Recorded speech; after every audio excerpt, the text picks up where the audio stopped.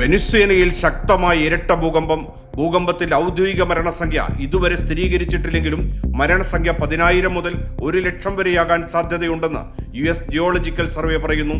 രാജ്യത്ത് നിലവിൽ അടിയന്തരാവസ്ഥ പ്രഖ്യാപിച്ചിരിക്കുകയാണ്.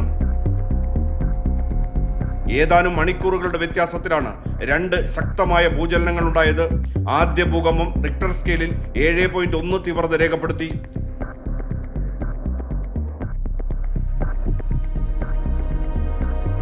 കരീബിയൻ തീരദേശ നഗരമായ മൊറോണിന് പടിഞ്ഞാറ് ഭൂമിക്കടിയിൽ 13 കിലോമീറ്റർ ആഴത്തിലായിരുന്നു ഇതിന്റെ പ്രഭവ കേന്ദ്രം.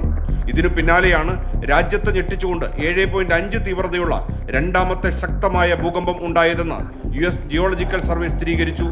മൊറോൺ നഗരത്തിന് 16 കിലോമീറ്റർ തെക്കു പടിഞ്ഞാറായി 10 കിലോമീറ്റർ മാത്രം ആഴത്തിലായിരുന്നു രണ്ടാമത്തെ പ്രഭവ കേന്ദ്രം. തലസ്ഥാനമായ കാരക്കസിൽ ഭൂചലനം കടുത്ത പരിഭ്രാന്തി സൃഷ്ടിച്ചു.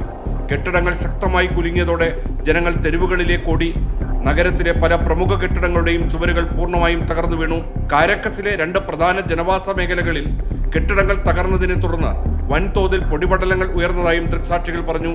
കൂടുതൽ നാശനഷ്ടങ്ങളും പരിക്കുകളും സംബന്ധിച്ച വിവരങ്ങൾ അധികൃതർ ശേഖരിച്ചു വരികയാണ്. രാജ്യത്ത് സുനാമി മുന്നറിയിപ്പുണ്ട്. വെനിസ്വേലയിൽ ദേശീയ അവധിയായതിനാൽ ഭൂകമ്പം നടന്ന സമയത്ത് മിക്കവരും വീടുകൾക്കുള്ളിലായിരുന്നു എന്നത് അപകട സാധ്യത വർദ്ധിപ്പിച്ചിട്ടുണ്ട്. ജപ്പാനിലും ഏതാനും മണിക്കൂറുകളുടെ വ്യത്യാസത്തിൽ ശക്തമായ ഭൂകമ്പങ്ങൾ റിപ്പോർട്ട് ചെയ്തു.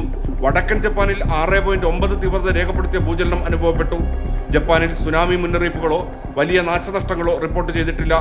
വെനിസ്വേലിയൻ നഗരത്തിന്റെ പല ഭാഗങ്ങളിലും വൈദ്യുതി ബന്ധവും മൊബൈൽ നെറ്റ്വർക്കുകളും പൂർണ്ണമായും വിച്ഛേദിക്കപ്പെട്ടിരിക്കുകയാണ്.